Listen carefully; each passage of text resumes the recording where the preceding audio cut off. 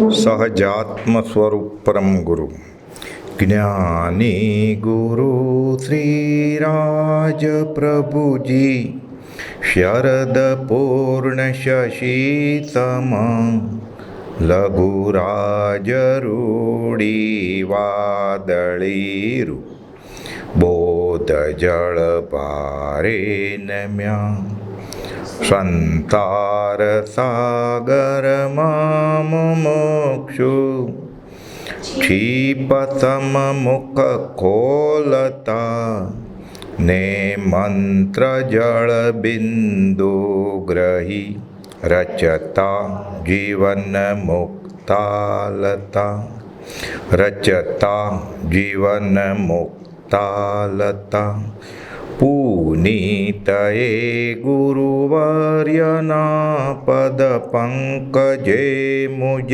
શિરનમે દુર્લભ મનોહર સંત સેવા વિરહથી કાંઈ નહીં ગમે એ જ્ઞાન મૂર્તિ હૃદય સ્ફુરતિ આંખ પૂરતી આંસુથી નિર્મળ નિરંજન સ્વરૂપ પ્રેરક વચન વિશ્વાસે સુખી વચન વિશ્વાસે સુખી. પરમાત્મા શ્રીમદ રાજચંદ્ર ભગવાનના વચનામૃત વંચાય છે. ઉપદેશ છાયા પાના નંબર 713.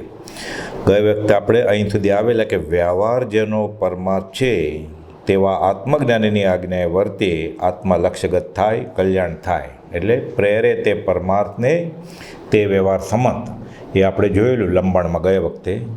હવે આગળ જીવને બંધ કેમ પડે? સ્વભાવમાંથી વિભાવમાં ગયો એટલે બંધાય.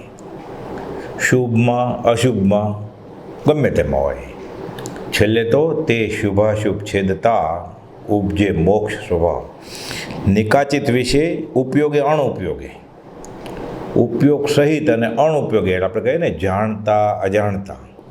જીવ અનંત કર્મનો વેપારી છે. ઊંઘમાં સ્વપ્નમાંય કર્મ તો બાંધે જ છે. અતૃપ્ત વાસના, અતૃપ્ત ઈચ્છા. અને ઉપયોગે ક્રોધ માન માયાલોભ હોય, કશાય હોય ન કશાય હોય, આનું વેર લઉં, આને બદલો લઉં, આની ચોરી કરું, ઉપયોગ સહિત એ બાંધે. નિકાચિત નિર્ધ્વંસ પરિણામે બાંધે. દયાની લાગણી બુઠી થઈ ગઈ હોય. ખાસ કરીને તો દેવગુરુ ધર્મની આશાતના કરતો હોય અને અસદગુરુ અસદ ધર્મ અને અસદ દેવને માનતો હોય અને હું ધર્મ કરું છું એમ માને, બીજાને બોધે રાચી માચીને અનંતાનુમદી કર્મ હોય, નિકાચિત કર્મ બાંધે. આત્માનું મુખ્ય લક્ષણ ઉપયોગ છે. જીવ અને અજીવને અલગ કરવા માટેનું મુખ્ય લક્ષણ વિલક્ષણ છે, ઉપયોગ લક્ષણ. એટલે જાણ્યા જ કરે, જાણ્યા જ કરે, જાણ્યા જ કરે, ચૈતન્ય ગુણથી, ઉપયોગ લક્ષણથી. સાચું ખોટું ગમે તે જાણે, પણ જાણે, જડ જાણે જ નહીં. ખુરશીને એમ ખબર નથી કે હું ખુરશી છું, ખુરશીને એમ પણ નથી ખબર કે હું ટેબલ છું. ખોટું એ જ્ઞાન નથી. જીવને ખોટું ખોટું તો જ્ઞાન છે એવું કે હું શરીર છું, કે હું માણસ છું. એ ભલે ખોટું જ છે, મૂળમાં તો એ આત્મા છે, પણ ખોટું ખોટું એ જ્ઞાન. એટલે એ અજ્ઞાન છે જ નહીં. એટલે જ્ઞાન નહીં એમ નહીં, વિપરીત જ્ઞાન છે, ઉપયોગ છે. આત્મા તલ માત્ર દૂર નથી, પોતે જ છે આત્મા. તો તલ દૂર નહીં કહેવાય. એટલે આ વ્યવહાર ધર્મે બોલાય, વાણી ધર્મે. પોતે જ છે આત્મા. એટલે ઉપયોગ એ જ આત્મા, જ્ઞાન એ જ આત્મા. આત્મા તલ માત્ર દૂર નથી, બહાર જોવાથી દૂર ભાસે છે. કોઈ બધું લખ્યું ને, જ્યાં સુધી અભેદ દશા ન આવે ત્યાં સુધી બહાર જોવા ગયો, જગતની રચના જોવા ગયો, બંધાણો. બહાર જોવાથી દૂર ભાસે છે, પણ તે અનુભવ ગોચર છે. આ નહીં, આ નહીં, આ નહીં, એથી જુદું છે. જે રહ્યું તે છે. બધું એક એક કરતાં બાદ કરતો જાય. બ્રહ્માંડ, દુનિયા, દેશ, ગામ, પછી જ્ઞાતિ, કુટુંબ, કુળધર્મ, પોતાના સગા સંબંધી, નિકટના સગા સંબંધી, પછી શરીરમાં કોપલદેવે આભ્યંતર પરિણામ અવલોકન હાથ નોંધમાં લખ્યું છે ને પહેલીમાં.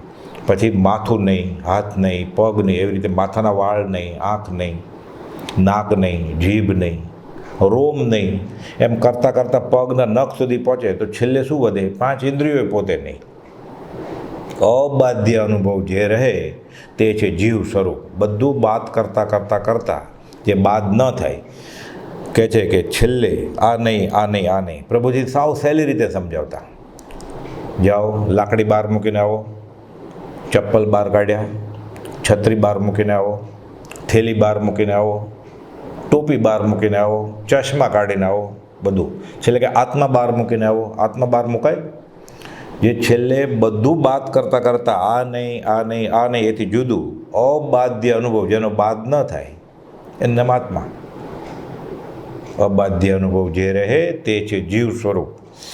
આકાશ દેખાય છે તે આકાશ નથી. આકાશ ચક્ષુથી દેખાય નહીં. આપણે એમ કહીએ ને આકાશ ભૂરું થઈ ગયું, સૂર્યાસ્ત વખતે એમ કે આ તો લાલ થઈ ગયું, પીળું થઈ ગયું, કાળું ભમ્મર થઈ ગયું.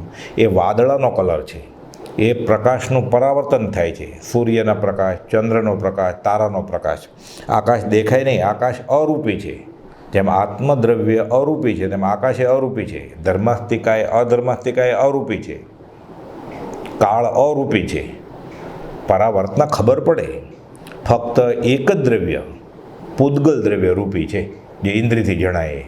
એટલે આકાશ દેખાય છે તે આકાશ નથી. આકાશ ચક્ષુથી દેખાય નહીં. આકાશ અરૂપી કયું છે.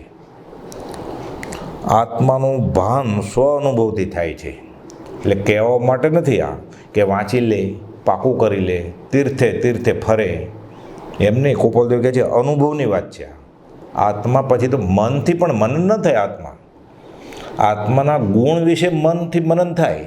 આત્મા અનુભવાય તો આત્માથી જ. એટલે કહે છે આત્માનું ભાન સ્વ અનુભવથી થાય છે.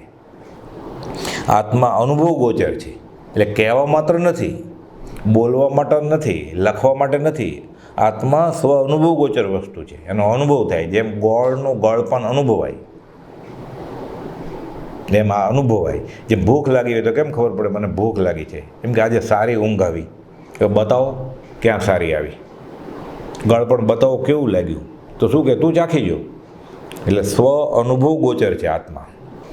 અનુમાન છે તે ફક્ત માપણી છે કે આમ હશે ને આમ નહીં હોય. એટલે શાસ્ત્રમાં તો નકશો છે. આ અનુભવની વાત છે. અનુભવ છે તે હોવાપણું છે. ઓલું અંદાજ હોય, પ્રમાણ હોય, માપણી હોય. આ અનુભવ છે તે હોવાપણું છે. પછી અનુભવ થયો પછી કોઈને પૂછવાનું નથી. આત્મજ્ઞાન સહજ નથી, મહેનત કરવી પડે. સમજે તો સહજ છે. કુપદ લખ્યું ને સમજ પીછે સબ સરળ હે, બિનું સમજ મુશ્કેલ.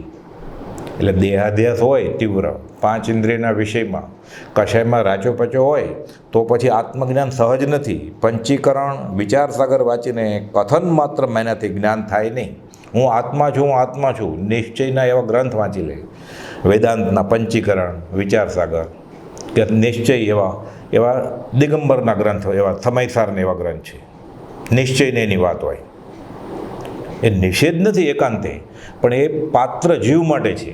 ગોપાલે લખ્યું છે દ્રવ્યનિયોગ કોના માટે છે? સંયમિત જીવન હોય, સદાચાર હોય, 5 ઇન્દ્રિયો કાબૂમાં હોય, વિષય કશાય કાબૂમાં હોય, એને માટે છે. પ્રાથમિક ભૂમિકામાં તો ઉપદેશબોધ, ભક્તિ, અહંભાવ જાય, મમત્વ ભાવ જાય, સદાચાર આવે. એટલે કહે છે પંચીકરણ વિચારસાગર વાંચીને કથન માત્ર મહેનતથી જ્ઞાન થાય નહીં. હું આત્મા છું કરે આત્મા ન થાય. માન્યાનું ફળ નથી, દશાનું ફળ છે. જેને અનુભવ થયો છે એવા અનુભવના આશ્રયે તે સમજી તેની આજ્ઞા પ્રમાણે વર્તે તો જ્ઞાન થાય. એમ જાણે સદગુરુ ઉપદેશથી કે દેહ અને આત્મા અલગ છે, પછી પાછું એની પ્રતીતિ થાય અને પછી એ પ્રમાણે એનો સ્થિર સ્વભાવ થાય. સમ્યક જ્ઞાન, સમ્યક દર્શન અને સમ્યક ચારિત્ર, પછી આત્મજ્ઞાન થાય. ત્યારે અનુભવમાં આવે. એટલે એવા અનુભવીના આશ્રયે તે સમજી તેની આજ્ઞા પ્રમાણે વર્તે તો જ્ઞાન થાય. નિચ્છંદનથી ના મિલે હેરો વૈકુંઠ ધામ કે હું પુસ્તક વાંચીને ભક્તિ કરતાં શાસ્ત્ર વાંચ્યા વગરે ગુરુની આજ્ઞા માનવાવાળાને જ્ઞાન થાય. કેવળ જ્ઞાને થયા છે. પુસ્તક વાંચ્યા કરતો હોય, લાઇબ્રેરીમાં બેઠા જ્ઞાન થયું હોય એવા દાખલા નથી. એટલે કહે છે અનુભવીના આશ્રયે જેણે આત્મા અનુભવ્યો છે, આપતા ને પ્રાપ્ત નિર્દોષ નરનું કથન માનો તે જેણે અનુભવ્યું. એટલે વિશ્વાસ રાખી શકાય એવા એટલે આપતા અને પ્રાપ્ત જેને આત્મા હાંસલ થયો છે. સમજ્યા વિના રસ્તો ભારે વિકટ છે, સમજ પીછે સબ સરળ હે, બીનું સમજ મુશ્કેલ. સમજ્યા વિના રસ્તો ભારે વિકટ છે, દિશાનું ભાન નથી. કોપલદો લખ્યું છે ને, વગર વિચારે કોટ્યાવધી યોજન જીવ ચાલ્યા જ કરે છે. નરસિંહ મહેતાએ આ જ વાત કરી, અનાદિકાળથી કે ચાલ્યા જ કર્યો, હજી મંજિલ આવી નથી, નક્કી રસ્તો ખોટો પકડ્યો છે. હીરો કાઢવા માટે ખાણ ખોદવી તે મહેનત છે, પણ હીરો લેવો તેમાં મહેનત નથી. પણ ખાણ ખોદવી પડે ને, પછી તો સાવ સામે જ પડ્યો છે. એવી રીતે આત્મજ્ઞાન સહજ નથી, ગુરુની આજ્ઞાએ વર્તવું પડે, સદાચાર સેવવા પડે, વિષય કશાય કાબૂમાં લાવવા પડે. હીરો લેવામાં મહેનત નથી, પણ ખાણ ખોદવી એ મહેનત છે. તે જ પ્રમાણે આત્મા સંબંધી સમજણ આવી દુર્લભ છે. સમજતો જ નથી જીવ. સમજે તો સાવ સરળ છે. કોપલ તો લખ્યું કે બીજાની વાત નથી કે ન સમજાય. આત્મા ગામ નથી ગયો, પરગામ નથી ગયો, પોતે પોતાથી ગુપ્ત કેવી રીતે રહે?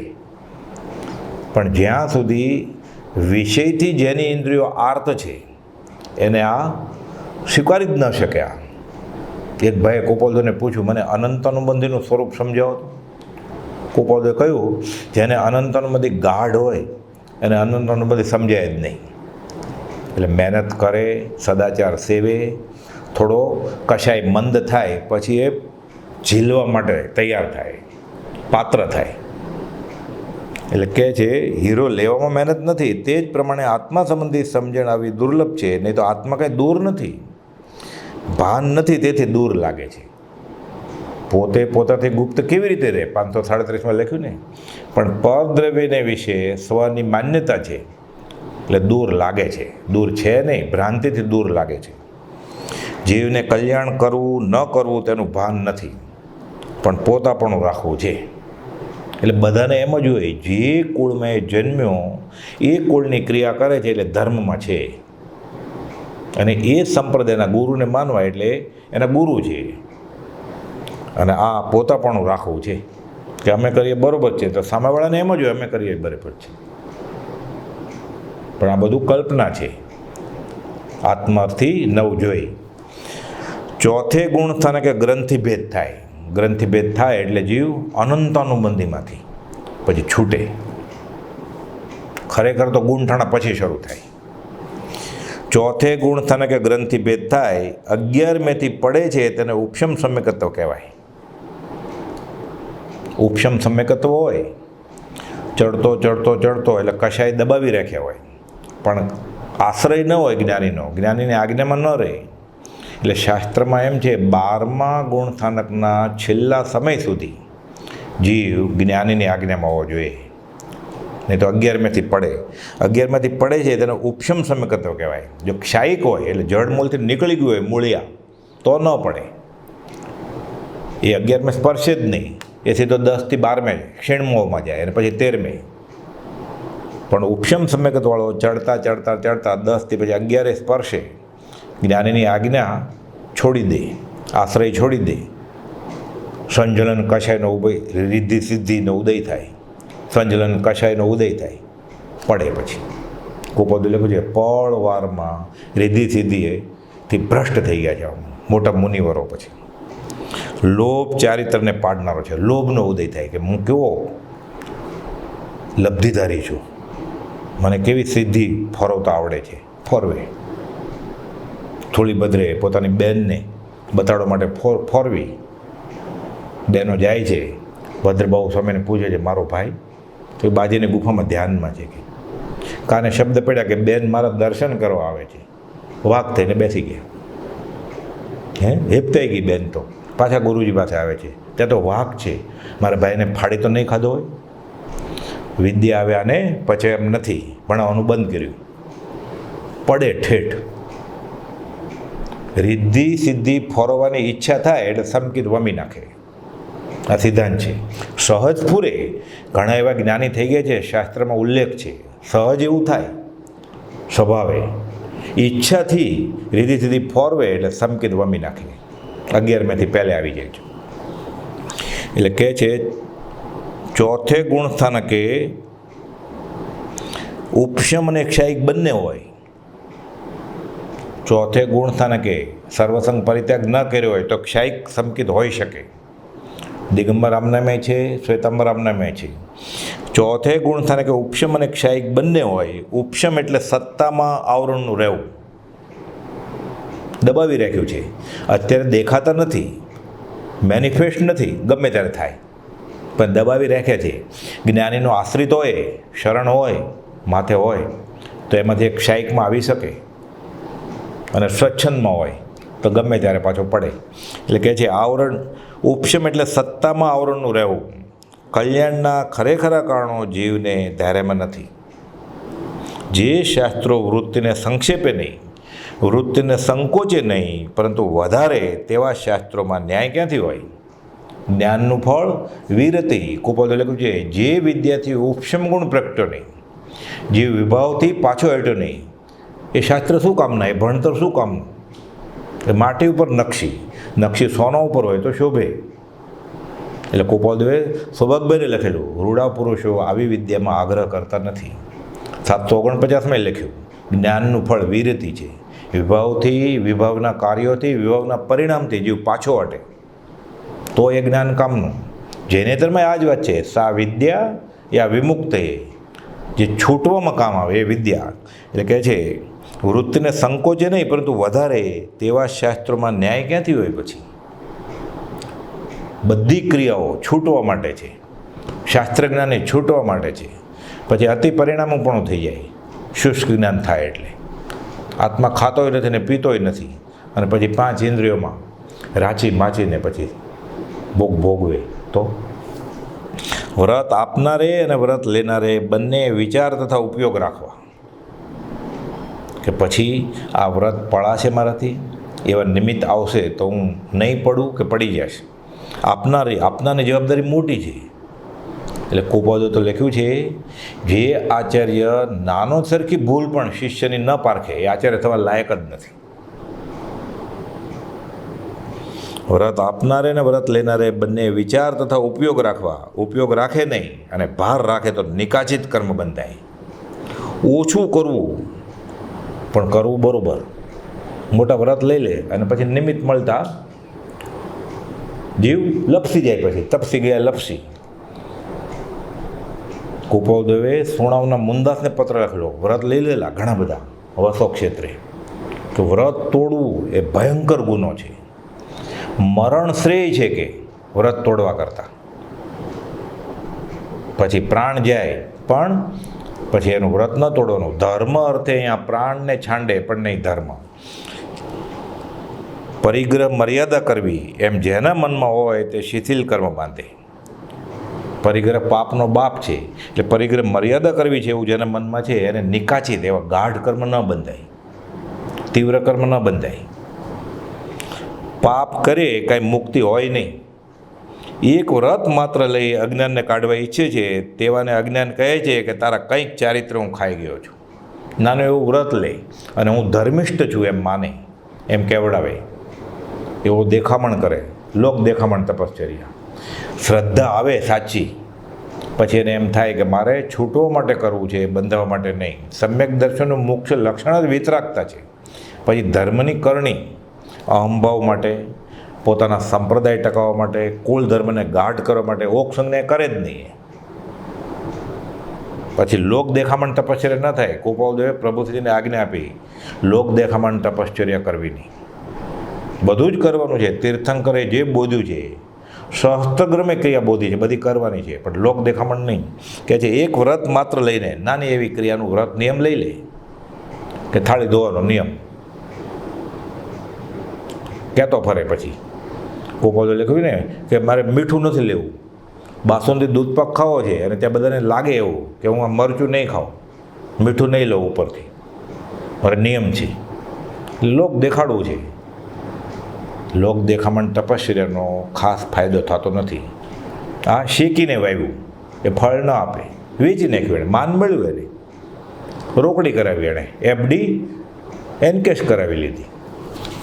એક વ્રત, નાનું એવું વ્રત લઈ અજ્ઞાનને કાઢવા ઈચ્છે છે તેવાને અજ્ઞાન કહે છે કે તારા કંઈક ચારિત્ર હું ખાઈ ગયો છે. તેમાં તો શું મોટી વાત છે? જે સાધનો બતાવે તે તરવાના સાધનો હોય તો જ ખરા સાધન. ખાલી સંપ્રદાય પોષવા માટે, કુલ ધર્મ દ્રઢ કરવા માટે, ઓક્ષ અન્યાય કે બધા કરતા આવે છે, આગુથી ચાલી આતી તો એમ નહીં. બાકી નિષ્ફળ સાધન છે. પૂર્ણ બંધાય, તુચ્છ પ્રકારનું પૂર્ણ હોય, છૂટવા માટે કામ ના આવે. પૂર્ણ કરે અમરાપુર પામે, અંતે 84માં પાછું. વ્યવહારમાં અનંત ભાંગા ઉઠે છે તો કેમ પાર ઉઠે આવે? કોઈ માણસ ઉતાવળો બોલે તેને કશાય કહેવાય, કોઈ ધીરજથી બોલે તેને શાંતિ દેખાય, પણ અંતર પરિણામ હોય તો જ શાંતિ કહેવાય. ઘણા જોર જોરથી એટલે એમ લાગે ઉશ્કેરાટમાં બોલે છે, પણ એ મનનો મેલો ન હોય. અને ઘણા સાવ ધીરજથી બોલે એટલે શાંત દેખાય. આંખ ઢળેલી હોય, ટટ્ટાર બેઠા હોય, પદ્માસન લગાવીને બેઠા હોય, આપણને એમ થાય કાવસગમાં ધ્યાનમાં છે. મિથ્યા ક્ષમતામાં હોય. મિથ્યા ક્ષમતા ભવ પરિભ્રમણનું કારણ છે. રખડ્યા કરે જીવ. એટલે તો ઓછું થાય તો વાંધો નથી, પણ દંભ રહિત કરવું. એટલે ધીરજથી કોઈ બોલે ને શાંતિ દેખાય, પણ અંતર પરિણામ હોય તો જ શાંતિ કહેવાય. જેને સુવાની એક પથારી જોઈએ તે 10 ઘર મોકળા રાખે તો તેવાની વૃત્તિ ક્યારે સંકોચાય? એટલે નિયમ લીધો હોય કે મારે કંદમૂળ ખાવાના પચકાણ છે, 1 ગુણથી વધારે નહીં ખાવ. જ્યારે નિયમ નહોતો ત્યારે અડધી ગુણે નહોતો ખાતો એ આખા વર્ષમાં. પછી આવો નિયમ લઈ લે, આવી મોકળા જ રાખી કે 10 ઘર મોકળા રાખે કે મારે 6 મર્સિડીઝ કાર લેવાની છૂટ, પરિગ્રહ પ્રમાણ, 7મી નહીં લઉં. એક કારને ઠેકાણા ન હોય. આવા નિયમ લઈ લે એટલે છેતરે. કહે છે જેને સુવાની એક પથારી જોઈએ તે 10 ઘર મોકળા રાખે તો તેવાની વૃત્તિ ક્યારે સંકોચાય?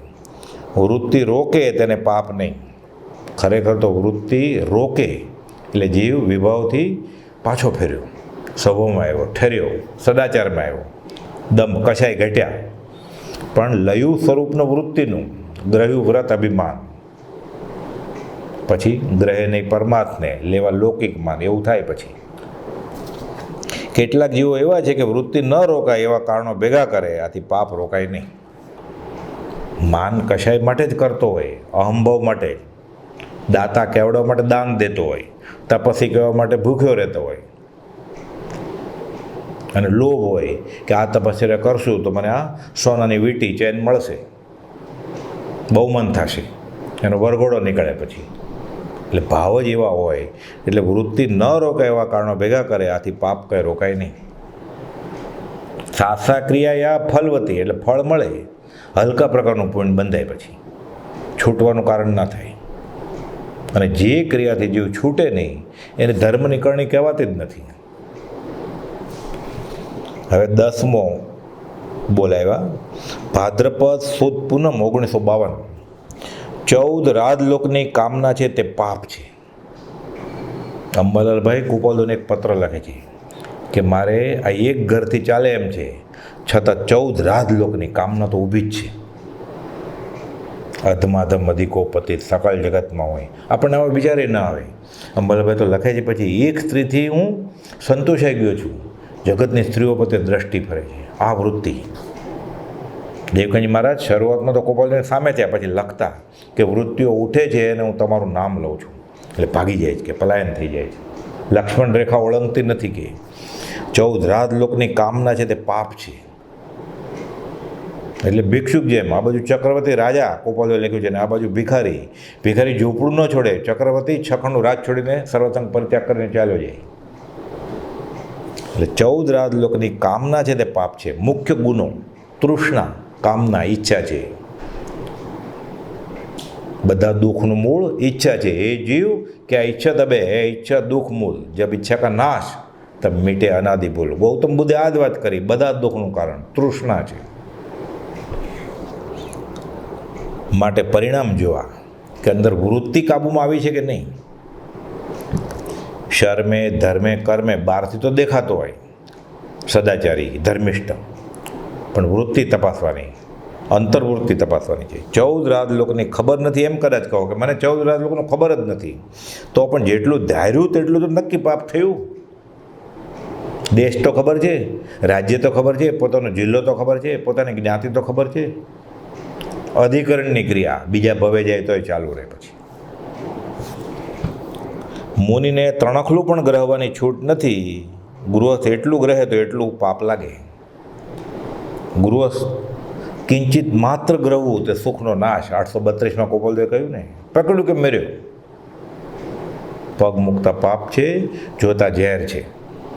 એક પૈસો પણ પાપ વગર પેદા થતો જ નથી.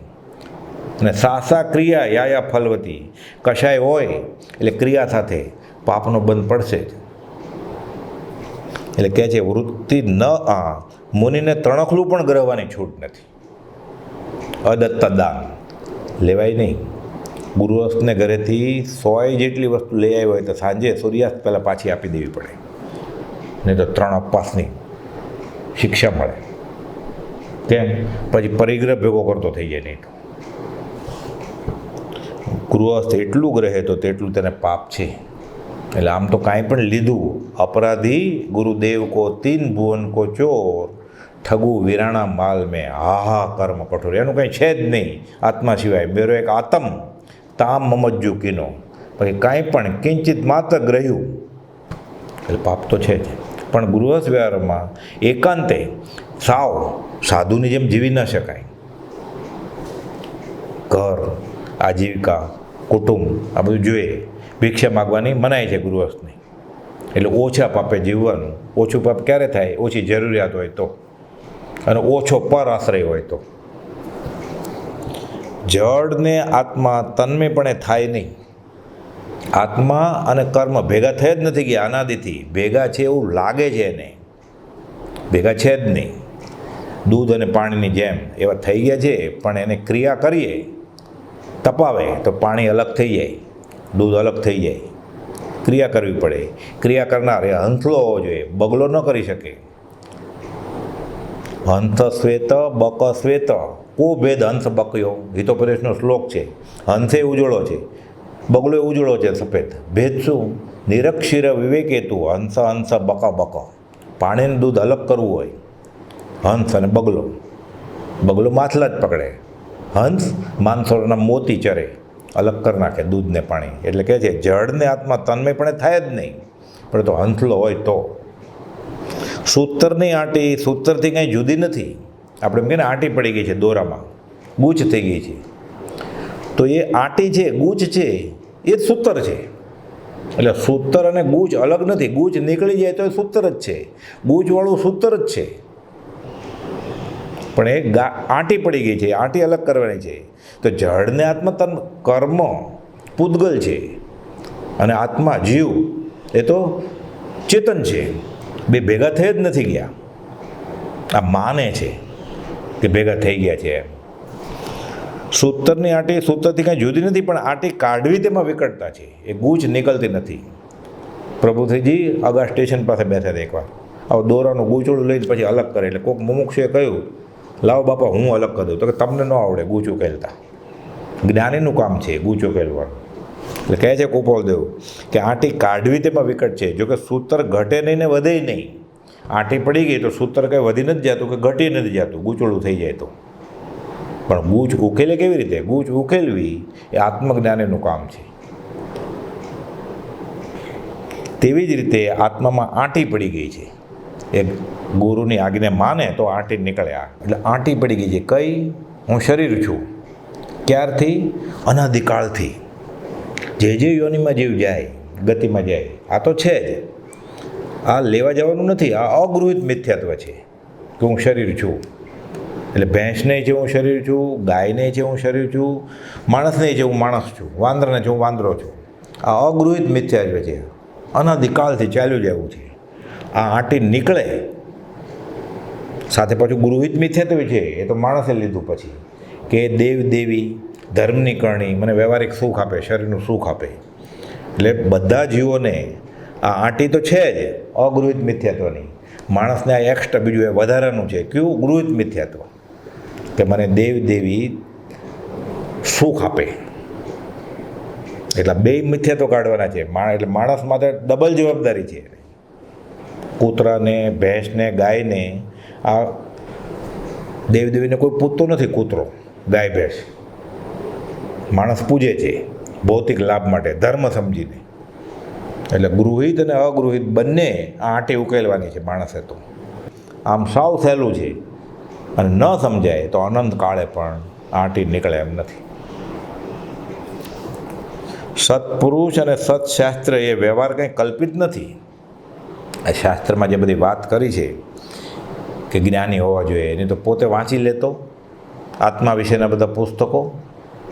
એમ ન થાય. એટલે કલ્પિત નથી આ વ્યવહાર. સત્પુરુષ અને સત્શાસ્ત્ર એ વ્યવહાર કંઈ કલ્પિત નથી. સદગુરુ સત્શાસ્ત્રરૂપી વ્યવહારથી સ્વરૂપ શુદ્ધ થાય અને કેવળ વર્તે, પોતાનું સ્વરૂપ સમજે તે સંકિત.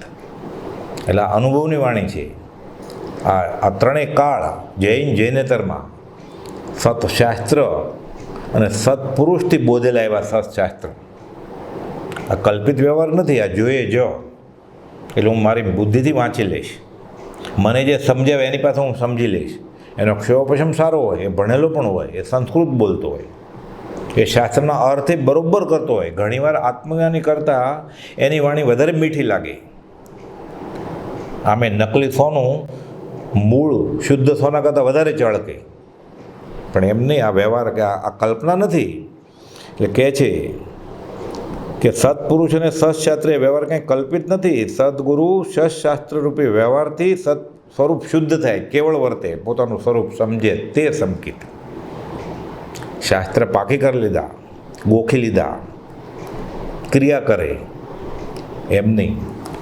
સત્પુરુષનું વચન સાંભળવું દુર્લભ છે, શ્રદ્ધવું દુર્લભ છે, વિચારવું દુર્લભ છે. તો અનુભવવું દુર્લભ હોય તેમાં શી નવાય? છેલ્લે તો પછી અનુભવ આત્મસાત થવો જોઈએ. પ્રથમ તો સત્પુરુષનું વચન જ મહા પુણ્ય ભેગા થાય, મહৎ પુણ્ય ભેગા થાય ત્યારે સત્પુરુષનું વચન મળે. પછી એ મળ્યા પછી એ શ્રદ્ધા ન આવે કાંઈ. શ્રદ્ધા પરમ દુલ્લા, ઉત્તરાર્જુન સૂત્રનું વાક્ય છે. આ પ્રભુશ્રી વારંવાર કહેતા, શ્રદ્ધા પરમ દુલ્લા. મનુષ્ય દેહે મળે, જૈન કુળમાં જન્મે મળે. સત્પુરુષના વચન ક્યાંથી? સત્પુરુષના વચને મળે તો શ્રદ્ધા ક્યાંથી? શ્રદ્ધા થાય પછી પાછું વિચારવાનું અને પછી અનુભવવાનું, એવો સ્થિર સ્વભાવ થાય કે આ મારી જ વાત છે એ અનુભવવું. આ ઉતરો તો દુર્લભ છે બધું, બોધ દુર્લભ ભાવના. અને પછી પાછું એ ટકવું જોઈએ. ચરણ શરણ ધીરજ નથી, મરણ સુધીની છે, છેલ્લા સમય સુધી રહેવું પડે. અનુભવવું દુર્લભ હોય તેમાં શી નવાય? પહેલાં તો મળતું જ નથી. જે ધર્મ નામે હાથમાં આવ્યું એ પકડી લીધું. જ્યાં જઈને પૂછીએ સૌ સ્થાપે અહમેવ, અંધો અંધ પલાય. એટલે કુપોદે લખ્યું અડધી લીટીમાં, પામે તેનો સંગ તે બુડે ભવમાંય. ઉપદેશ જ્ઞાન અનાદિનું ચાલ્યું આવે છે. જૈનેતરમાં આધ્યાત્મ માર્ગમાં અનાદિ ચાલ્યું જ આવે છે. એકલા પુસ્તકથી જ્ઞાન થાય નહીં. શાસ્ત્ર ક્યારે નહોતા? અત્યારે છે જ ને શાસ્ત્ર. આત્મા વિશે કેટલું લખાણો છે, વાંચી લઈએ, જાણી લઈએ. તો એકલા પુસ્તકથી જ્ઞાન થાય નહીં. પુસ્તકી જ્ઞાન થતું હોય તો પુસ્તકનો મોક્ષ થાય. તો ગૂગલ મોક્ષ ન વયું જાય? બધી જાણકારી છે. નહીં ગ્રંથમાં જ્ઞાન ભાષ્યું, જ્ઞાન નહીં કવિ ચાતુરી, નહીં મંત્ર તંત્ર જ્ઞાન ભાખ્યા, જ્ઞાન નહીં ભાષા ઠરી, જ્ઞાન જ્ઞાનીમાં કળો. એટલે કહે છે તો પુસ્તકનો મોક્ષ ન થાય. ઘણા પછી આત્મસિદ્ધિને એવું બધું હોય, સીડી મૂકી દે, પેન ડ્રાઈવ મૂકી દે, કારમાં, ઘરે સૂતા સાંભળ્યા કરે, ઊંઘતા સાંભળ્યા કરે, ડ્રાઇવિંગ કરતાં સાંભળ્યા કરે. એનો વિચાર વિવેકપૂર્વક શાંત ભાવે કરવો જોઈએ. સીડીને સંકિત થવાનું છે, પેન ડ્રાઈવને સંકિત થવાનું છે. કોપોદે લખ્યું પુસ્તકનો મોક્ષ થાય. એટલે આ બધા સાધનો આત્માર્થે વાપરે તો ઉપકારી છે, એનો લાભ લઈ લેતો. નહીં તો પછી જીવ પ્રમાદમાં, પછી સહેજે બધું થઈ જાય. બટન દબાવ્યું ને ચાલે છે બધું. નિત્યક્રમ પૂરો થઈ ગયો. એમ નિત્યક્રમ પૂરો થતો નથી. છેલ્લે આત્મા અનુભવાય ત્યારે નિત્યક્રમ પૂરો થયો. અને નિર્જરા તો પછી શરૂ થશે, સંકિત થયા પછી. સદગુરુની આજ્ઞા પ્રમાણે ચાલવું, એમાં ભૂલી જવાય તો પુસ્તક અવલંબિત છે, એની ના નહીં. શાસ્ત્રમાં માર્ગ કયો છે? મર્મ સત્પુરુષના હૃદયમાં છે. એ કેમ ચાલવાનું? પુસ્તકમાં નકશો છે, કેમ ચાલવું, ક્યાંથી ચાલવું, બધો રસ્તો હોય. પણ ક્યાં જવાનું છે તો સદગુરુ કહે ને. શાસ્ત્રમાં ચોપડામાં એમ લખ્યું હોય નકશામાં અહીંયા હિમાલય છે, તો એમ ચાલે? ત્યાં ગયા હોય એને પૂછીએ આપણે, ત્યાં ઠંડી કેટલી છે, ત્યાં શું લઈ જવાનું, ત્યાં કેમ રહેવાનું, ત્યાં ખાવાનું શું, ત્યાં રહેવાનું શું, ત્યાં સૂવાનું શું, ત્યાં પીવાનું શું, ત્યાં ઉપર ચડવાનું શું, રસ્તો અનુભવી બતાવે ને. કે ચોપડી લઈને પછી ઠંડી લાગે શું કરવું, -10 ડિગ્રી હોય તો તે ચોપડો ખોલાય? એટલે કહે છે કે પુસ્તકથી જ્ઞાન થાય નહીં, પુસ્તકી જ્ઞાન થતું હોય તો પુસ્તકનો મોક્ષ થાય. સદગુરુની આજ્ઞા પ્રમાણે ચાલવું, એમાં ભૂલી જવાય તો પુસ્તક અવલંબિત છે. રસ્તો કયો હોય બધું હોય, પછી નકશો કામ આવે પાછો. આત્માદિ અસ્તિત્વના જે નિરૂપક શાસ્ત્ર પ્રત્યક્ષ સદગુરુ યોગ નહીં, ત્યાં આધાર સુપાત્ર, પણ સુપાત્ર હોય તો એને ભાવના તો એ જ હોય સત્સંગની, પરમ સત્સંગની, કે ક્યારે મને ગુરુની આજ્ઞા મળે અને હું અહોભાવથી એ અવધારું. આજ્ઞા રુચિ સમ્યકત્વ, બોધ રુચિ સમ્યકત્વ. ચૈતન્યપણું ગોખે તો ચૈતન્યપણું પ્રાપ્ત થાય. આત્મા આત્મા આત્મા ચૈતન્યપણું અનુભવ ગોચર થાય. સદગુરુનું વચન શ્રવણ કરે, મનન કરે અને આત્મામાં પરિણામ આવે તો કલ્યાણ થાય. એટલે આપણે બધું જ મળી ગયું છે. સત્પુરુષના વચન મળી ગયા છે, એનું શ્રવણય છે, મનન વિચાર કરીએ તો આત્મા પરિણામે તો કલ્યાણ થાય. અહો સત્પુરુષના વચનામૃત અને મુદ્રા બધું જ છે આપણી આગળ. સ્વરૂપ પ્રતિથી 4થું ગુણ થનાર, અપ્રમત સંયમ 7મું ગુણ થનાર, પૂર્ણ વિતરાગ 13મું ગુણ થનાર, અયોગી સ્વભાવ સ્વરૂપમાં ઠરી જાય છેલ્લે 14મું ને છેલ્લે બધું જ છે આપણી પાસે. પ્રભુજી કહેતા તારી વારે વાર થઈ ગયા તૈયાર. જ્ઞાન અને અનુભવ હોય તો મોક્ષ થાય. વ્યવહારને નિષેધવો નહીં, એકલા વ્યવહારને વળગી રહેવું નહીં. વ્યવહારને નિષેધવાનો નથી, સાથે એકલા વ્યવહારને વળગી રહેવું નહીં. એટલે નિશ્ચય રાખી લક્ષ્યમાં સાધન કરવા હોય. અને કેવો વ્યવહાર પ્રેરે તે પરમાર્થને, તે વ્યવહાર સમાન. એટલે આત્માર્થનો લક્ષ્ય હોવો જોઈએ. આત્મજ્ઞાનની વાત સામાન્ય થઈ જાય એવી રીતે કરવી ઘટે નહીં. એટલે ગમે તેને આત્મસિદ્ધિ ન આપી દેવાય ગયા. પ્રભુજી કહેતા બ્રહ્મચારીને કોકે પૂછ્યું, ગોપાલદેવના માર્ગમાં નહોતા પણ રસ હતો કે તમે બધું કરો છો, અમને આપી દો, મંત્ર આપો. એટલે ઓલા ભાઈએ બ્રહ્મચારીને પૂછાયું કે હું આ ભાઈને સજાત્મક પરમગુરુ મંત્ર આપો? તો બ્રહ્મચારી પૂછ્યું એનો અભ્યાસ છે કાંઈ? તો કે ના, ગોપાલદેવ વિશે ખાસ કંઈ વાંચ્યું નથી, જીવનકળા ન વાંચી હોય, મોક્ષકળા ન વાંચી હોય, માર્ગની કાંઈ આજ્ઞાનું ખાસ ખબર ન હોય. તો કે તમે શું કરો, એને 20 દુહાની પહેલી કડી હે પ્રભુ શું કહું, એને કહ્યું આ મંત્ર છે, હે પ્રભુ શું કહું, આ મંત્ર તરીકે આપો એને. પછી સાથે લખ્યું પત્રમાં કે જ્ઞાનીના એક વચન મંત્ર જ છે. મંત્ર મૂલમ ગુરુ વાક્યમ. એટલે સજાત્મક પરમગુરુ મંત્ર આપી દો એમ નહીં, એને કહે હે પ્રભુ શું કહું, બસ આ મંત્ર તરીકે આપો એને. પછી એ પૂછે કે આ તમે શું બોલો છો, આનો અર્થ શું? પછી રુચિ આ કોણે આપ્યું છે? આ નિત્યક્રમ છે, આ આજ્ઞા ભક્તિ છે, તો પછી મંત્ર આપવાનો આગળ. સીધું આપી ન દેવું કે આત્મજ્ઞાનની વાત સામાન્ય થઈ જાય એવી રીતે કરવી ઘટે નહીં. આપણે શું માનીએ છીએ અને કેમ વિચારીએ છીએ બીજાને કહેવાની જરૂર નથી. ગોપાલદેવ જુઠાભાઈને 37માં પત્રમાં લખ્યું છે. બધે કહેતો ફરે એટલે એને એમ લાગે હું માર્ગને પ્રભાવના કરું છું. એટલે આપણે તો જ્ઞાનીના ગુણગાન ગાવાના અને સરખે સરખા ભેગા થઈ અને એના વચનને સમજવાની કોશિશ કરવાની. આત્મજ્ઞાનની વાત સામાન્ય થઈ જાય એવી રીતે કરવી ઘટે નહીં. આત્મજ્ઞાનની વાત એકાંતે કહેવી. એકલા મેળવ્યો હોય, રસ હોય એવું લાગે કે આ છે જિજ્ઞાસુ જીવ તો કહેવાય. કોઈ અન્ય સંપ્રદાયવાળા હોય, અન્ય ખ્યાલવાળા હોય ને ગોપાલની વાત કરીએ ક્યાંક વચમાં બોલી નાખે એવું કે ઝવેરી બજારમાં એની દુકાન હતી, શું જવાબ આપો પછી તમે? એ ઉદય પ્રયોગ, પૂર્વ પ્રયોગ આદિ કારણના યોગથી ભોગાવલી કર્મ એ શું ખબર હોય? ગાંધીજી જેવા આટલો ક્ષયોપશમ ગોપાલનો ઘનિષ્ઠ સત્સંગ થયેલો, એને આત્મકથા પછી લખ્યું રાગ વગર રોગ ન હોય. વેદનીય કર્મ શું અને મોહનીય કર્મ શું? આ જૈન પરિભાષા સમજાય રાતોરાત કે રાગ વગર રોગ હોય નહીં, પણ વેદનીય કર્મ શું? એટલે ગોપાલનું શરીર છેલ્લે એટલું કૃશ થઈ ગયેલું, પાંસળા દેખાતા હતા, તો એમ થાય રોગ થઈ ગયો છે, અને રાગ હોય તો જ રોગ હોય. કેમ સમજાય કે વેદનીય કર્મ એ શરીર આશ્રિત છે બધાને, મોહનીય કર્મ વિભાવને લીધે હોય છે.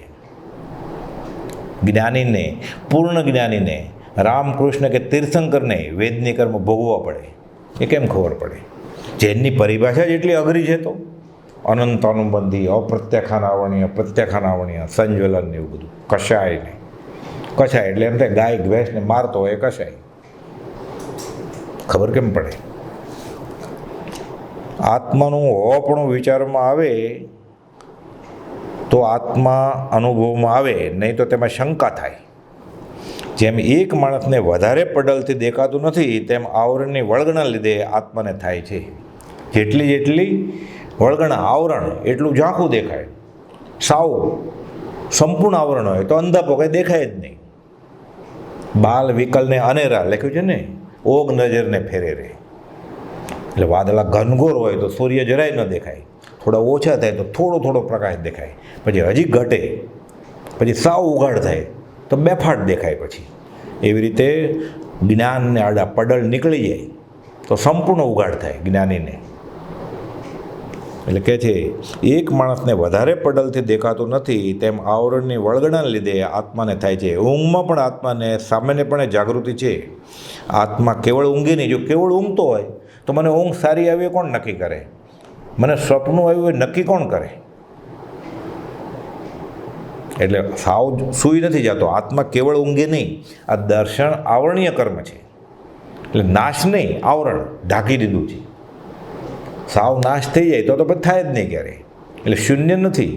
અજ્ઞાન એટલે જ્ઞાનથી રહિત પણ એમ નહીં, પણ જ્ઞાન અક્ષરના અનંતમાં ભાગ જેટલું હોય. નિગોદમાં જ્ઞાન તો છે જ.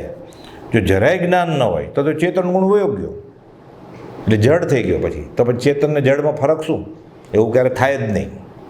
જડથી ચેતન ઉપજે, ચેતનથી જડ થાય એવો અનુભવ કોઈને ક્યારે કદી ન થાય.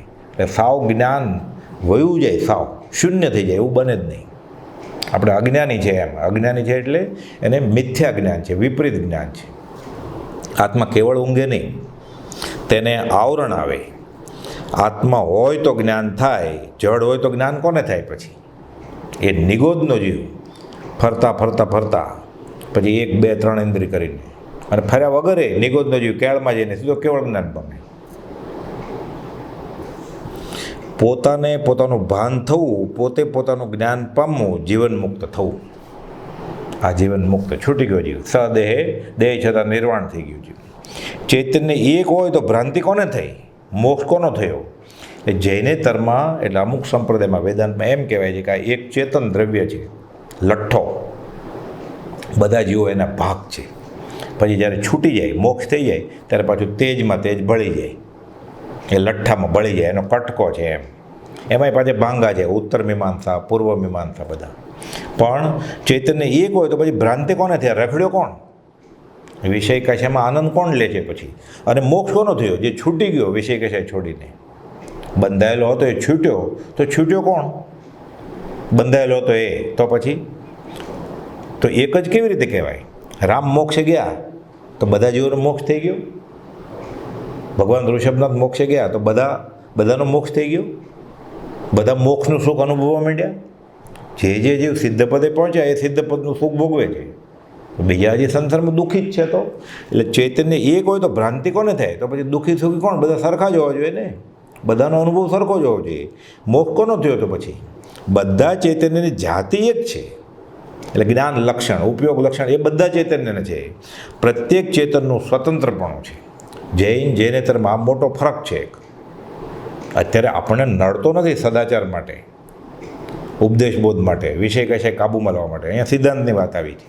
કોઈ પૂછ્યો છે પ્રશ્ન, આ ઉપદેશ છાયા છે ને, એટલે કોઈ પૂછ્યું છે એટલે કહે છે પ્રત્યેક ચેતનનું સ્વતંત્રપણું છે, જુદું જુદું છે, કોઈની ભાગીદારી છે જ નહીં. ગુરુના ભોગવે ગુરુ, ચેલાના ભોગવે ચેલો.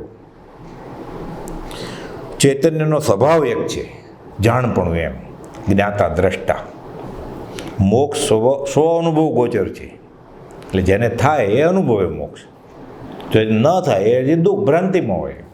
નિરાવરણમાં ભેદ નથી. આવરણ વહી ગયું પછી સર્વજીવ છે, સિદ્ધ છે, સિદ્ધસમ.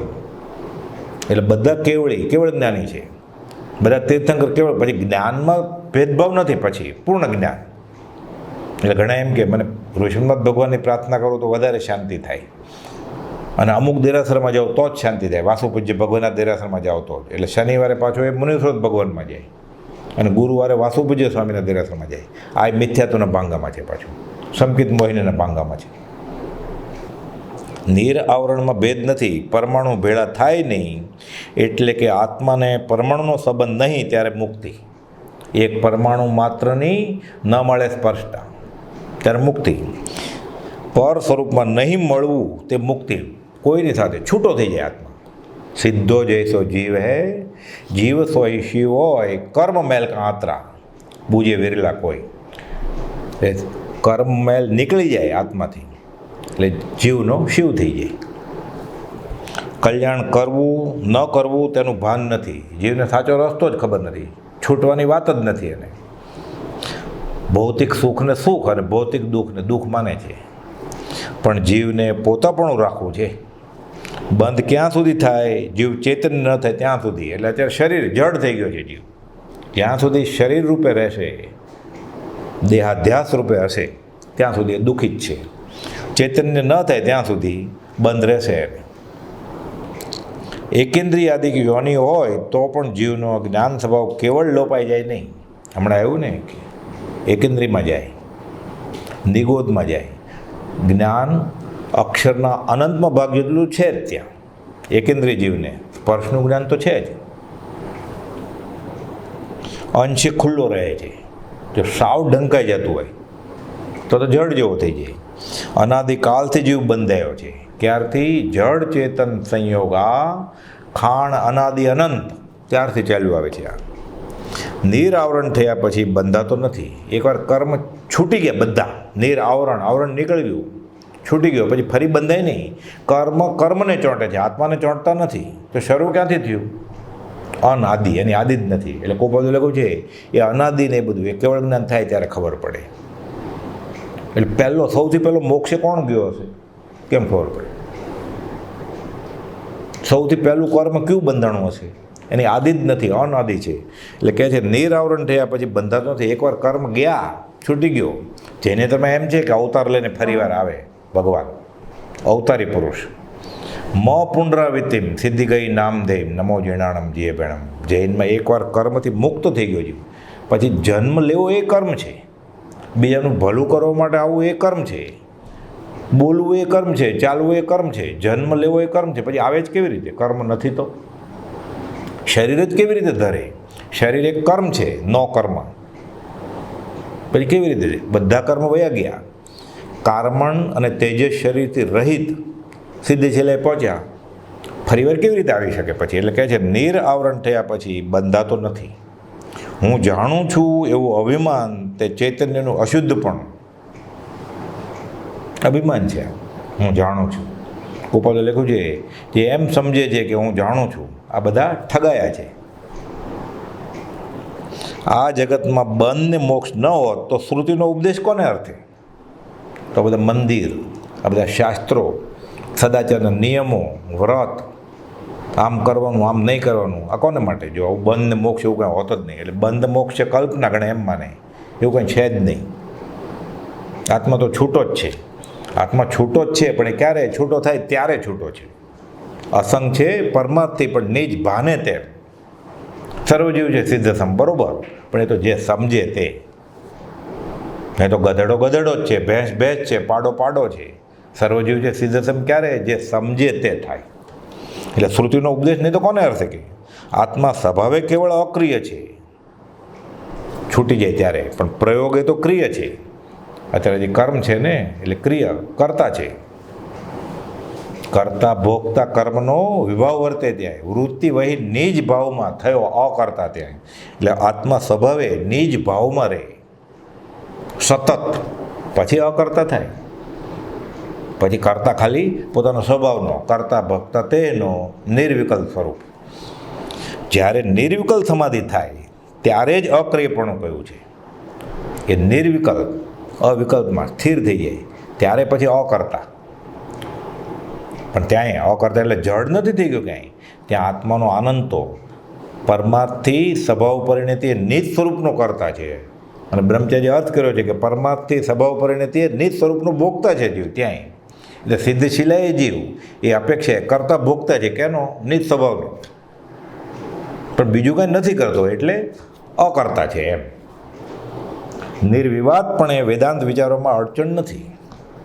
સંપ્રદાયના આગ્રહથી નહીં, ઓક સંજ્ઞાથી નહીં, શુષ્ક જ્ઞાની થઈ જવા માટે નહીં, ઉપદેશ બોધ અર્થે તો કોઈ પણ શાસ્ત્ર એને કામનું જ છે. દ્રષ્ટિવિષ ગયા પછી ગમે તે શાસ્ત્ર, ગમે તે સ્થળ, ગમે તે કથન, ગમે તે વચન પ્રાય અહિતનું કારણ થતું નથી. પણ પછી વાંચીને વિવાદ કરવો હોય કે આ અમારું ને આ તમારું, મતાંતર, તો પછી અધ્યાત્મમાંથી પાછો પડે જીવ. એટલે કહે છે નિર્વિવાદપણે વેદાંત વિચારોમાં અડચણ નથી. આત્મા અરહતપદ વિચારે તો અરહત થાય, સિદ્ધ પદ વિચારે તો સિદ્ધ થાય, આચાર્ય પદ વિચારે તો આચાર્ય થાય, ઉપાધ્યાયનો વિચાર કરે તો ઉપાધ્યાય થાય, સ્ત્રીરૂપ વિચારે તો આત્મા સ્ત્રીરૂપ થઈ જાય. અર્થાત જે સ્વરૂપને વિચારે તે રૂપ ભાવાત્મા થાય. ટોપી આત્મા કોકોલે લખ્યું છે ને, એને 5 ઇન્દ્રિયો, છઠ્ઠું મન, જેમાં ઉપયોગ જાય એમાં ટોપી જોઈ, ગમી કે આ ટોપી સરસ છે, આંખથી જોઈ, મનથી ચિંત્યું એને કાં તો બહુ સરસ છે, રંગે ગમ્યું, ત્યાં ઉપયોગ ગયો એટલે આત્માના ત્યાં ભાવ ગયો, એટલે ભાવ આત્મા, ટોપી આત્મા થઈ ગયો એ. અને પછી અનંત કર્મની વર્ગણા ચોટે એટલે અરહત, સિદ્ધ, આચાર્ય ઉપર એ વિચાર એ રૂપ થાય. સ્ત્રી, પુરુષ, અહંભાવથી એમ, હું વકીલ છું, હું ડૉક્ટર છું, હું પતિ છું, હું પત્ની છું, હું ભાઈ છું, હું બેન છું, હું પૈસાવાળો છું, હું બુદ્ધિશાળી છું, તો એ પ્રમાણે એ રૂપ થઈ જાય ને અનંત કર્મ અહંભાવને લીધે બંધાય. પછી અર્થાત જે સ્વરૂપને વિચારે તે રૂપ ભાવાત્મા થાય. આત્મા એક છે કે અનેક છે તેની ચિંતા કરવી નહીં. આપણને ક્યાં નડે છે અત્યારે? આપણને તો એ વિચારવાની જરૂર છે કે હું એક છું. જગતને ભેળવવાની શી જરૂર છે? સાથે હું એક છું એ વિચારે પછી પોતાની વૃત્તિ ક્યાં અટકે છે, 5 ઇન્દ્રિયો ક્યાં એની ખળે છે એ વિચારે. એક અનેકનો વિચાર ઘણી આઘી દશે પછી વિચારવાનો છે. છેલ્લે આત્મા અનુભવાઈ જાય, સમ્યક દર્શન થઈ ગયું છે, પછી વિચારે શુભમાં રહેવા માટે તો વાંધો નથી. જગતને આત્મા સપને પણ એક જાણશો નહીં.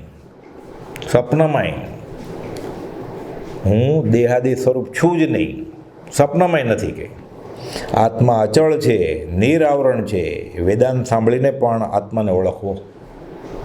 આત્મા સર્વવ્યાપક છે કે આત્મા દેહને વિશે છે તે પ્રત્યક્ષ અનુભવ ગમે છે. એટલે આત્મા સર્વવ્યાપક છે કે અત્યારે આત્મા દેહમાં છે, હાથમાં, પગમાં, સ્વાદમાં, જોવામાં, ઇન્દ્રિયના વિષયમાં છે. સર્વવ્યાપક કઈ અપેક્ષા છે કે શુદ્ધ આત્માને સંપૂર્ણ જ્ઞાન છે, સર્વજ્ઞ છે. આરસીમાં પ્રતિબિંબ પડે એમ આખા 14 રાત લોકો જ્ઞાતા દ્રષ્ટા તરીકે જોવે, એ રીતે સર્વવ્યાપક કયો છે. સર્વવ્યાપક એટલે કે ફેલાઈ નથી ગયો ત્યાં, પછી સમજાય નહીં એટલે સર્વવ્યાપક એમ કરીને પછી સંપ્રદાયનું પકડી લે અમુક કથન, અને એ રીતે પછી મતાંતરમાં પડી જાય જીવ. એટલે આત્મા સર્વવ્યાપક છે કે આત્મા દેહને વિશે છે અત્યારે એ વિચાર પ્રત્યક્ષ અનુભવ ગમે છે. કે બધા ધર્મનું તાત્પર્ય એ છે કે આત્માને ઓળખવો. મૂળ તો વાત એ જ છે. જેટલું સમજાણું ક્ષયોપશમ પ્રમાણે એ પ્રમાણે બોધ કર્યો. જૈને ધર્મમાં ઘણા સદાચારી, વ્રતી, ત્યાગી, વૈરાગી જેવો થયા, ઘણા ઉચ્ચ દશાએ પહોંચ્યા, મૂળ વસ્તુ માર્ગે ચડી ગયા. એટલે જ્યાં જેટલી હદ સુધી પહોંચે એટલું બોધ્યું, પણ તાત્પર્ય તો એ છે કે આત્માને ઓળખવો. બીજા બધા સાધન છે તે જે ઠેકાણે જોઈએ એટલે કે ઘટે તે જ્ઞાનીની આજ્ઞાએ વાપરતા અધિકારી જીવને ફળ થાય. જ્ઞાનીની આજ્ઞા એક જ વાત છે, જ્ઞાનીની આજ્ઞા એ ધર્મ છે. બધા સાધન કામના છે. અને પોતાની મેળે કરે તો બીજા સાધન બહુ કર્યા કરી કલ્પના આપ, અને કાં તો એને વળગે, અથવા અસદગુરુ થકી ઉલટો વેજો ઉતાપ. એટલે સદગુરુ જે કહે એ બધા સાધન કામના જ છે. જે ઠેકાણે જે જોઈએ તે, એટલે જ્યાં જે યોગ્ય છે ત્યાં સમજવું તે. એ તો ખરો આત્મા ક્યારે જાગે? આત્મજ્ઞાની મળે તો. દયા વગેરે આત્માને નિર્મલ થવાના સાધનો છે. એટલે દાન કરીને હું સામેવાળા જીવને બચાવી દઉં, એને સુખી કરી દઉં, અથવા તો હું દાતા તરીકે મારી તકતી મુકાય, એમ નહીં. આત્માને નિર્મલ થવાના સાધનો છે. બધું કરવાનું છે, છૂટવા માટે કરવાનું છે, બંધાવવા માટે નહીં. મિથ્યાત્વ, પ્રમાદ, અવ્રત, અશુભ યોગ એ અનુક્રમે જાય તો સત્પુરુષનું વચન આત્મામાં પરિણામ પામે. મિથ્યાત્વ પહેલું તો આ જ, હું શરીર નહીં આત્મા છું. આ 18 પાપ સ્થાનકમાં મોટું પાપ સ્થાનક છે. ત્રાજુ લઈને બેસીએ તો આનું પલ્લું નમી જાય. આ બાજુ 17 પાપ સ્થાનક, આ બાજુ મિથ્યાત્વ પાપ સ્થાનક. આ પલ્લું નમી જાય એવું છે. મિથ્યાત્વ જાય પછી પ્રમાદ જાય, અવ્રત નિયમ જ નથી, સદાચાર જ નથી, અને પછી અશુભ યોગ એ અનુક્રમે જાય તો સત્પુરુષનું વચન આત્મામાં પરિણામ પામે. તેથી બધા દોષો અનુક્રમે નાશ પામે. એકવાર ખબર પડે હું શરીર નથી આત્મા છું, પછી એ સ્વાદ કોના માટે કરે? એ 5 ઇન્દ્રિયના વિષયો કોના માટે કરે? પછી એને ખબર પડે કે આ બંધાવાનું જ કારણ છે, મારે દુઃખી થવાનું કારણ છે. એટલે મૂળ બધા પાપનું મૂળ મિથ્યાત્વ છે. અનુક્રમે બધા દોષો નાશ પામે. આત્મજ્ઞાન વિચારથી થાય છે. કર વિચાર તો પામ. સત્પુરુષ તો પોકારીને કહી ગયા છે, પણ જીવ લોક માર્ગે પડ્યો છે. લૌકિક અભિનિવેશ, લોક સંજ્ઞા, આ ધર્મ. લોકે માન્યો એ ધર્મ, બહુજન સંમત એ ધર્મ. અને બહુજન સંમત તો શું છે? દ્રવ્ય ક્રિયા. બાહ્ય ક્રિયામાં રાચતા અંતર્ભેદ ન કાંઈ. એટલે એવું થાય પછી જીવ લોક માર્ગે પડ્યો છે ને તેને લોકોત્તર માર્ગ માને છે. પછી છૂટાય કેવી રીતે? આથી કરી કેમેય દોષ જતા નથી. લોકનો ભય મૂકી સત્પુરુષના વચનો આત્મામાં પરિણામે તો સર્વ દોષ જાય. પ્રભુજી સાવ સાદી ભાષામાં કહેતા લોક મૂકે પોક. અને લોકો ધર્મિષ્ઠ કે લોકમાન્ય ધર્મ શ્રદ્ધાવાન પણ, લોક દ્રષ્ટિનું વિચક્ષણ પણ. આ તો ઝેર છે ગોપાલદેવ કે. અનુપચંદ મલુકચંદ ભરૂચવાળાને 702માં પત્રમાં ગોપાલદેવ લખ્યું, લોક સમુદાય કોઈ ભલો થવાનું નથી કે. એટલે કહે છે લોકનો ભય મૂકી સત્પુરુષના વચનો આત્મામાં પરિણામ આવે તો સર્વ દોષ જાય. જીવે મારાપણું લાવવું નહીં. મોટાઈ અને મહત્તા મૂક્યા વગર સમ્યક માર્ગ આત્મામાં પરિણામ પામે નહીં. આગળ બ્રહ્મચર્ય વિશે વાત કરે છે. પરમાર્થ હેતુ માટે નદી ઉતરવાને ટાઢા પાણીની મુનિને આજ્ઞા આપી. કાચા પાણી ટાઢા પાણીમાં મુનિને સ્પર્શાય નહીં, ઉકાળેલું પાણી જ વપરાય. પણ આત્માર્થ થતો હોય, નદીને સામે પારે આત્મજ્ઞાની ગુરુ આવ્યો હોય તો સત્સંગે જવાની છૂટ. તો પાપ લાગ્યું તો એનું પ્રાયશ્ચિત છે શાસ્ત્રમાં. એટલે કહે છે પરમાર્થ હેતુ માટે નદી ઉતરવાને ટાઢા પાણીની મુનિને આજ્ઞા આપી, પણ અબ્રહ્મચર્યની આજ્ઞા આપી નથી. અબ્રહ્મચર્યનું સેવન રાગ વગર થાય જ નહીં ક્યારે.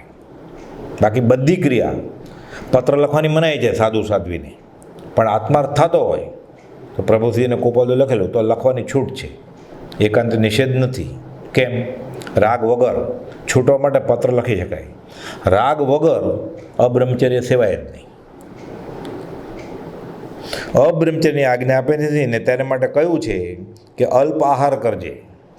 એટલે વિષયોથી ઇન્દ્રિયો બેકી ગઈ હોય તો ભૂખ્યો રહે, ઉણોદરી કરે, ગરિષ્ઠ આહાર ન ખાય એટલે પછી ઇન્દ્રિયો સુષુપ્ત થઈ જાય. પાછી ઉપવાસ કરજે કે ભૂખ્યો રહેજે કે તોય ન થાય. એકાંતર કરજે, એક દિવસ ઉપવાસ ને એક દિવસ ભૂખ્યો રહેજે.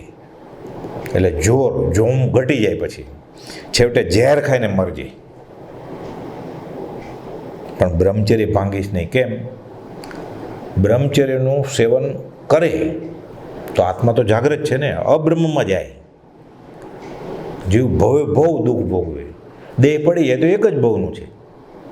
એટલે વ્રત રક્ષાર્થે ધર્મ ટકી રહે અને પ્રાણ જવા દે તો ધર્મ તો આત્મા રહ્યો. અને અબ્રહ્મચર્યની આજ્ઞા નથી આપી. હવે એ અબ્રહ્મચર્ય સેવે તો શું થાય? ભવ જન્મ મરણ ઊભા જ રહે. એના ઓલો એક ભવનો હિસાબ છે. આ ભવ ચિરકાળ સુધી દેહને દુઃખ આપશે. પછી દેહની મૂર્છા હોય તેને કલ્યાણ કેમ ભાસે? કે દેહાધ્યાસ. સર્પ કરડે ને ભય ન થાય ત્યારે સમજવું કે આત્મજ્ઞાન પ્રગટ્યું છે. મરવાનો છે ક્યાંય? આત્મા મરતો જ નથી, આત્મા નિત્ય છે. પછી ડર કેવી રીતે લાગે? સર્પ કરડે તો પણ. એટલે કહે છે સર્પ કરડે ને ભય ન લાગે ત્યારે સમજવું કે આત્મજ્ઞાન પ્રગટ્યું છે. અબમ અમર ભયે નહીં મરેંગે ફેર. દેહ મરે છે, હું નથી મરતો. આત્મા અજર અમર છે, હું મરવાનો નથી. તો મરણનો ભય શો? મરણ તો દેહનું છે, તો હું દેહ છું જ નહીં. તેને શું મતલબ છે? પછી જેને દેહની મૂર્છા ગઈ તેને આત્મજ્ઞાન થયું કહેવાય. દેહાધ્યાસ જાય, છૂટે દેહની મૂર્છા તો આત્મજ્ઞાન થયું કહેવાય. એટલે કોપોલો લખ્યું છે 5 વર્ષથી સત્સંગ કરતો હોય, પછી થોડીક શરીરમાં અશાતા થાય એટલે ઈલાજ કરવા માટે દોડે, ચીવટ હોય એને. ગોપાલ જેને આત્મજ્ઞાન હોય, જેને સત્સંગ પરિણમ્યો હોય, એને દેહની અશાતા ટાળવાની એટલી બધી ચીવટે ન હોય. એ ઉપાય ન કરે એમ નહીં, સમ્યક ઉપાય કરે, એકાંતે ન જ ઉપાય કરે એમ નહીં, પણ એને ચીવટ ન હોય. એ શાતા અશાતામાં પરિણમે નહીં, અને હર્ષ શોક થાય નહીં, જ્ઞાન વચમાં હાજર થાય. જેને દેહની મૂર્છા ગઈ તેને આત્મજ્ઞાન થયું કહેવાય. એટલે છૂટે દેહાધ્યાસ તો નહીં કરતા તો કર્મ, પછી એ નહીં ભોગતા તો તેનું. આ ધર્મનો મર્મ છે આ તો. અને આ થાય આત્મજ્ઞાન, એ જ ધર્મથી મોક્ષ છે. પોતે જ આત્મા છે, તું છો મોક્ષ સ્વરૂપ. એટલે સુધી લીધું. હવે આગળ જીવે કેમ વર્તવું તો પછી એ પ્રશ્ન કર્યો ગોપાલદેવે, પછી સમાધાન કરે છે. એ આપણે અવસરે લેશું. સહજાત્મ સ્વરૂપ પરમ ગુરુ.